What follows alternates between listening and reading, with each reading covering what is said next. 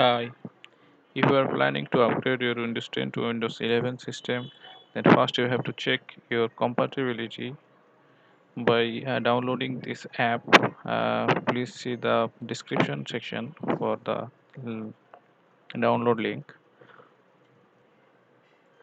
Download the software,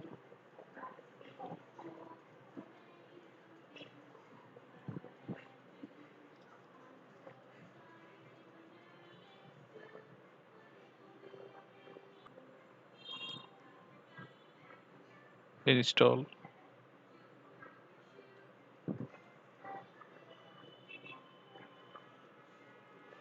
and launch the software.